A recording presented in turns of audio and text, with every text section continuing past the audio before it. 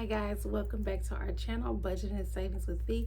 I'm Vonda Shourn, and on today's episode is 10 things you should not be spending money on. Okay? Are you ready to get into this topic? Because I am. Let's go. Number one, things that you should not be spending money on. You can borrow something from a neighbor or a friend, because think about it.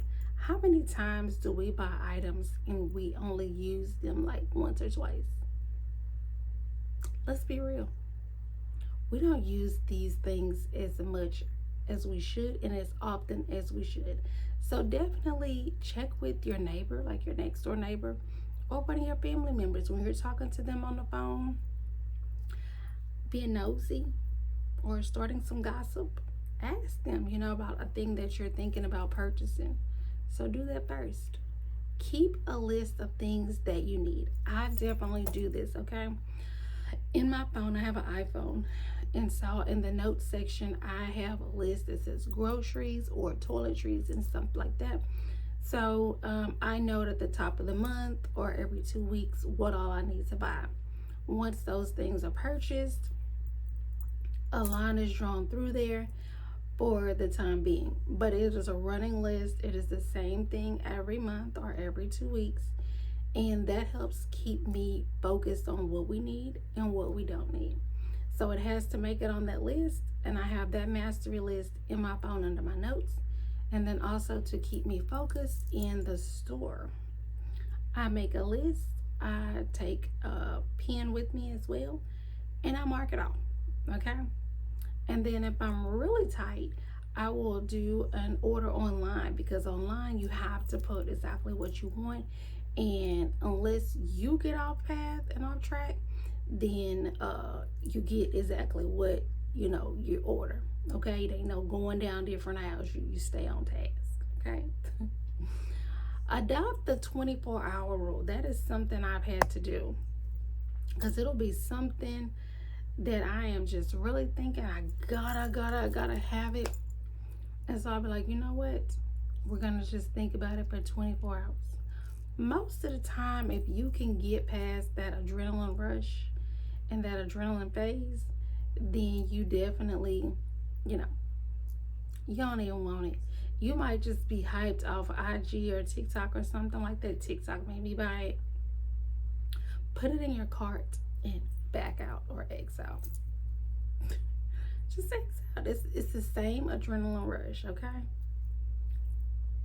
Think about how many hours you will have had to work to get that item. So let's say we make $10 an hour and this item is $300. That is a whole week that we had to work for this one item. Is it really worth it? No. A whole entire week? Are you kidding me? No. It's not worth it. No. Okay? Adopt a 24-hour rule, but then just let it be. Then go back to the store 2 or 3 weeks later, and if it's still there, that means it was fate and it was meant for you to have it. Okay? So think about it that way. This one is one of my favorites. Only bring enough cash. I had to start doing that because my shopping was out of control. So I would only take enough cash. What I would do is I would put all the items in my cart, see how much it is with taxes, and go to the ATM and get just enough money out. I don't take my debit or credit card as a backup. Nope. Staying focused. So try that one. That one's my favorite.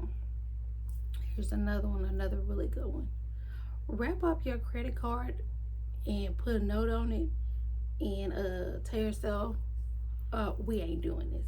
No, not today, Satan. Don't write that, but write yourself a note as to why you are not using your credit card. Okay?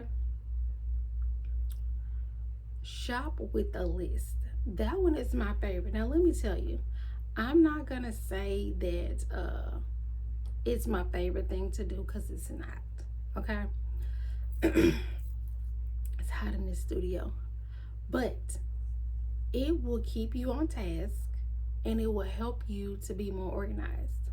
Because when you go in the store, let me tell you, I have done that. Went into the store without a list. Let me tell you, that pissed me off. Let me tell you why. Because I didn't have a list, so I got some stuff that I didn't need to get. Then I forgot stuff that I needed to go with a meal. So you can't have the whole meal because you done went off and left the stuff that you needed. So guess what? You gotta double back. Like, who wants to double back? Just raise your hands in the comments. Yeah, I want to double back to the store. With these gas prices, no, we don't want to double back. So when I think I don't want to make myself a note, I have a conversation with her and say, do you want to be double backing? Do you want to forget something and have to put clothes back on and come back out to Walmart and park and go back in the store when you can do it one time, make you a note, take your pen, check things off, and then not have to do that? So then once I talk to myself like that, hell no, I don't want to double back. No, I don't. So you have to do that, and then you'll thank yourself later because for one, you stayed on task. For two, you didn't overspend. So you will definitely thank yourself later. This is a really good one. I think I'm starting to say that on all of them. But keep a list of free entertainment that's in your area. Like for me, I'm in Houston, so I just do free things to do in Houston, Texas. And y'all, they've got a whole website of free things. Also, they got a calendar of free events. You know, you can go out to the parks downtown and they have live band and music. And I'm like, whoa. And then they also have all kinds of other activities, you know, around town in Houston to do. So you can also create a calendar for your family, you know, so you can get your kids hyped up about, okay, we're going to go, you know, X, Y, and Z on this day. And then we also got this activity planned. So once you get hyped, that energy, you know, like it goes out to them so they'll be hyped. You don't have to tell them that it's free, you know. You tell them, you know, we're doing these activities. I mean, once they get older, they may figure out that it was free. But if you got kids about 5 and under, maybe 3 to 5 and 7, 8-ish. After 8, they're pretty smart. But you can do a bunch of free activities. It doesn't always have to be about money, you know. So you can also go to the park. You can pack a lunch, like some tuna salad. You know, if you don't want to make tuna salad, they have it already ready at the grocery stores, Kroger's, Publix. All those stores have it already ready.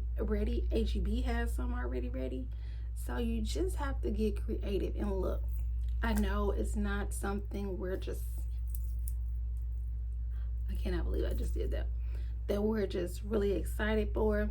But you are doing this for the best interest of your family and to save money. This one here is really good too. Okay, they're all good. Okay, let's just face it. Okay, let's not say that anymore. They're all good. Don't allow websites to keep your credit card information, because I can tell you that got me into some trouble.